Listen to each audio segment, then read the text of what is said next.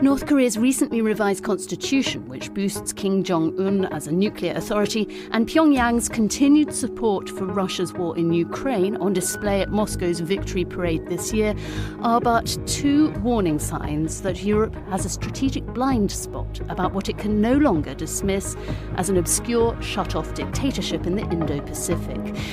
You're listening to the latest podcast from the German Institute for International and Security Affairs, or SWP for short, here in Berlin. In today's episode, we'll unpick North Korea's growing security threat to Europe, ask why it appears to have gone unnoticed, and what Europe and NATO can do about it. I'm your host, Esme Nicholson, and to discuss the nature of North Korea's threats, from its intensifying alliance with Russia and its extensive cyber warfare capabilities, I'm joined today by Eric Ballbach, SWP's Korea Foundation Fellow. In addition to his research, Eric's expertise has been put to use in numerous informal dialogues between North Korea, South Korea and the United States. Eric, thank you for coming into the studio today. Thank you so much for having me. Eric, I'd like to start by getting a sense of how North Korea has changed in recent years and why it no longer poses just an Indo-Pacific problem, but increasingly a European one. I think it's absolutely crucial to acknowledge that the North Korea of today is not the North Korea of 2018, 2019, when we last dealt with Pyongyang diplomatically. It has fundamentally changed its foreign policy strategy, also its security strategy. And this change followed what the North Koreans deemed as the failure of diplomacy, especially summit diplomacy with the US. We all remember the 3 summit meetings between Kim Jong-un and Donald Trump during his first term. And the failure of Hanoi, the failure of the Hanoi summit, ultimately led to a fundamental revision of North Korea's foreign and security strategy. In terms of foreign policy, this meant that it stopped diplomacy with the US, but also with South Korea, and as we will discuss probably later, also with Europe. And in terms of security strategy, Kim Jong-un announced in January 2021 a so-called 5-year military modernization plan. So a wish list of what Kim Jong-un deemed important to turn the country into what they describe now as a fortified nuclear power. These are the changes to the constitution, are they? Part of it, yes. The changes to the constitutions are part of it. In 2022, North Korea announced a new nuclear doctrine that basically lowered the threshold of any given nuclear power to a degree we have never seen before. It also delegated power in terms of who is actually able in North Korea to basically say when a nuclear weapon should be used or not. And all of these revisions basically are part of this new foreign and security strategy. And that also made North Korea a greater threat to Europe, because one of the elements, of course, was that North Korea changed its diplomacy away from the US and South Korea and Europe and towards China and mainly Russia. Well, and as mentioned, North Korean soldiers marched alongside Russian troops in Moscow at this year's victory parade in Russia. Beyond the symbolism, how would you define the Putin-Kim partnership right now? Well, I would say that this cooperation between North Korea and Russia has evolved from tactical alignment more to something much more operational now. It is still transactional at its core, but it's increasingly strategic in scope, and that is crucial to understand. It's not so much an ideologically based cooperation. It is a win-win situation. North Korea has something to offer what the Russians need, and vice versa. The Russians needed political support for their war against Ukraine. They needed military support in terms of ammunition, missiles, but also troops, manpower. And the North Koreans, in turn, needed food, energy assistance, but also support in its strategic military programs, especially when we talk about re-entry technology of intercontinental ballistic missiles, but also nuclear-powered submarines. All of these are connected now to closer cooperation with Russia. Well, with North Korean soldiers fighting on European soil, the threat is becoming more obvious to Europe. So tell me what exactly it is that Pyongyang is getting out of its support for Russia in its war against Ukraine. For the North Koreans, I would say there are economic, political, strategic and military benefits to support Russia. Economically, of course, we know about the deliveries of weapons, and we think that North Korea, of course, gained dramatic financial gains from this. There are some estimates that have put the total revenues of over 500 million solely from the deployment of troops, with others saying more than 10 billions they made from selling those weapons. So this is significant. But apart from the actual number here, I would say North Korea also gained politically and strategically. For years they have engaged in denuclearization dialogues with the US, mainly with the objective of weakening international sanctions. They have now achieved the weakening of the sanctions regime without giving anything on the denuclearization issue, only through strategic cooperation with Russia. And Russia vetoed the mandate for the panel of experts in the UN Security Council, which basically meant that supervisions of sanctions implementation drastically decreased. So they achieved one of their main strategic objectives through this closer cooperation with Russia. They also achieved political support for their military modernization, with the Russian foreign minister even saying there is no need for denuclearization dialogue with the North Koreans anymore because North Korea is now a de facto nuclear power.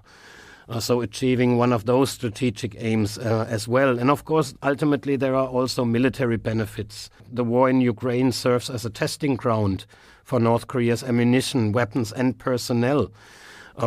Those weapons used by the Russians against Ukraine, this information about their war capability are funneled back, of course, to North Korea. They use these information to further perfect their weapons system. North Korean soldiers gaining active warfighting experience, especially in a more modern war scenario where drones are used heavily and relied upon.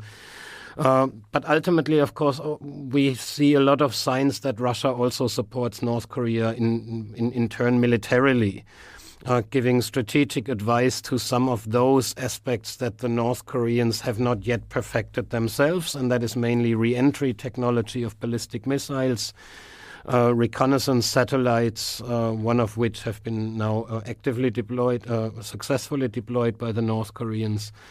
And we have signs that the Russians support the North Koreans in terms of building up a nuclear-powered submarine fleet.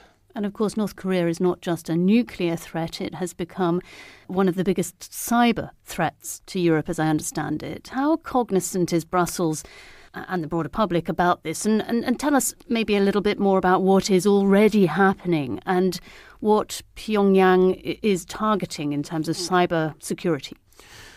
You know, to be perfectly honest, I still think that most policymakers still struggle to accept that North Korea has become an equal nation in terms of cyber capabilities.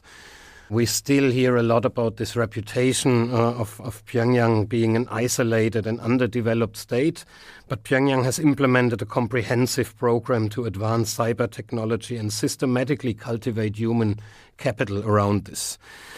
There is, of course, no official data on the structure of the various advanced persistent threat groups in North Korea, but it has been estimated that the DPRK cyber army consists of roughly 7,000 specialists, all working under the direction of the Reconnaissance General Bureau, which is in a way the core of North Korea's cyber strategy. And only throughout 2024, just to give you an impression of how deep this actually goes. Only in 2024, DPRK IT workers have significantly expanded their operations beyond the US, now increasingly targeting organizations across Europe, with increased targeting of companies in Germany, Portugal, and the UK. And in its threat security, in its threat landscape in 2025, in which the EU's Agency for Cybersecurity identifies the most significant cyber threats to Europe, North Korea is ranked now as the third largest threat to Europe, following only Russia and China.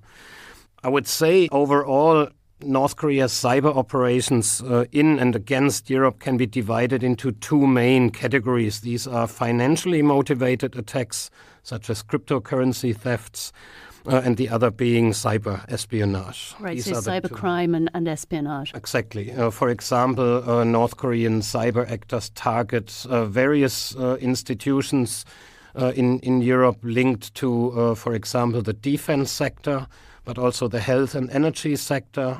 They attacked various government-linked agencies. In the past, we saw effects of North Korean cyber attacks on the German railway system, on individual companies, and especially defense companies have become primarily targeted because South Korea now, of course, is a very active provider of defense goods to Europe. Vice versa, for example, German defense companies export weapons systems to South Korea, which South Korea then uses in its defensive strategy against North Korea. So the North Koreans want to know what's behind it, also to develop technology to circumvent these systems, and especially missile defense systems. So Europe has become one of the primary targets by now by North Korean cyber actors. I'd like to come in a minute to what the solutions are, what Europe can do and should be doing about all of these threats that North Korea poses, but specifically on cybersecurity. How resilient is Europe to cyber security threats, in particular from North Korea, considering it's a fairly new threat? You know, our resiliency is certainly not where it should be. And that also is a result that North Korean activities in Europe are not these, let's say, one-off big operations that have been reported everywhere. It's small-scale attacks, low-key attacks, but very broadly.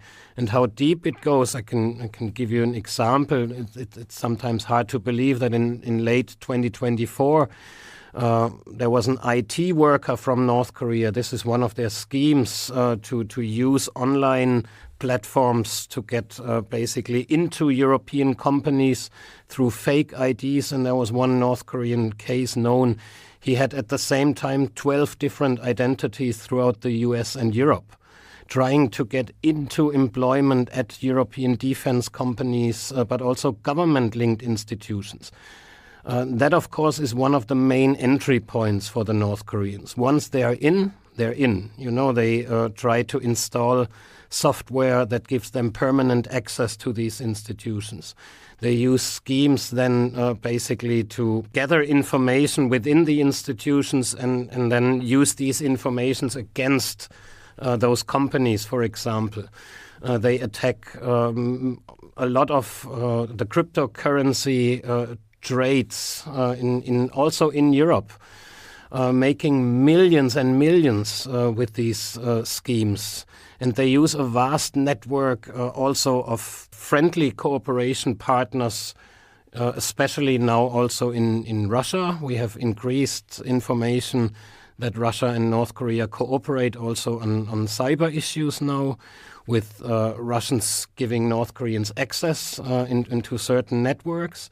And all of this is, of course, extremely dangerous, considering the fact that to North Korea, this is all part of a larger strategy. Cyber has become part of their geopolitical, of their security strategy.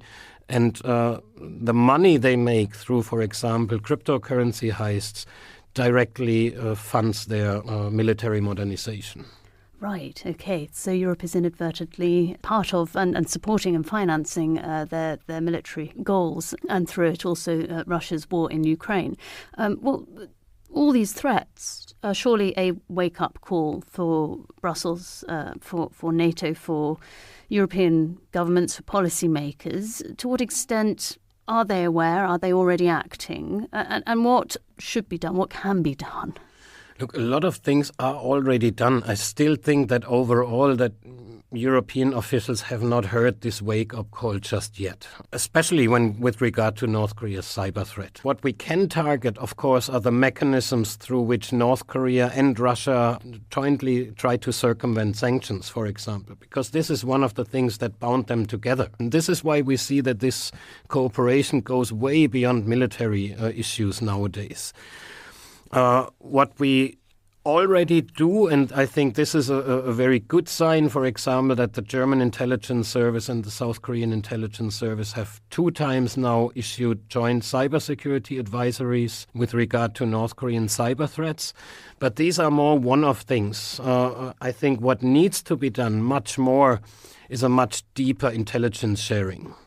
But to do this, we need certain agreements in place, which we don't have yet in place because South Korea is neither a NATO nor an EU member, of course. So we need agreements like structural freedom of information security agreements, which then allows us to go much deeper in terms of intelligence sharing. And this is absolutely crucial, given that North Korean soldiers are the most active supporter of Russia's war. In Europe, given that North Korea is so active on the cyber front against and in Europe. And the fact that we still don't have all these intelligence sharing agreements in place is quite unusual, I think, because the EU, for example, has such agreements in place with non-EU members. Think about Canada or Japan. But we need something like this also with the South Koreans. This would be one of the things on the to-do list in a way. The other one being to be much stricter against North Korean cyber operations. This is difficult, of course, to achieve. But again, with live intelligence sharing, all of this becomes much more realistic to achieve. Well, and zooming out, because Europe, of course, doesn't act in a bubble, and also returning to the point you made about how North Korea has changed since the Hanoi summit with Trump. To what extent does US foreign policy in the region help or even hinder Europe right now? Well, we don't have a clear North Korea strategy from the US just yet. There are still many observers that expect a return, at least that's probably on Donald Trump's wish list, a return of these summit meetings. But, in my view, this would be a case of be careful what you wish for, because ultimately where we are right now is not least one of the effects of the failed summit diplomacy between Donald Trump and Kim Jong-un in the first place. So, and now, of course, North Korea, as we mentioned earlier, is a very different actor. It has gained strategic leverage through Russia's war against Ukraine, which, in my view, I would even say that North Korea's revised foreign and security strategy only worked due to those geopolitical changes. They were only successfully implemented because Russia started this war against Ukraine, of which North Korea is one of the, I would say, strategic benefiters of this war of aggression. So while anxiety about Russia shows no sign of abating, Europe now also has its work cut out to address the growing threat from even further afield. Eric, we will no doubt return to you for more analysis on how that goes. But for today, I'd like to thank you for shedding fresh light onto an issue Europe appears to only just be beginning to grasp. You can find links to Eric's latest work in the podcast show notes. And if you like what you hear, you can subscribe to us in the usual places, including Spotify and Apple. You can also keep up to date with the latest analyses from SWP on Blue Sky and on LinkedIn. Today's episode was brought to you by our editor, Maya Dana, and by me, your host, and of course, by our guest, Eric Ballbach. So until next time, it's goodbye from all of us here in the SWP studio. Thank you for tuning in.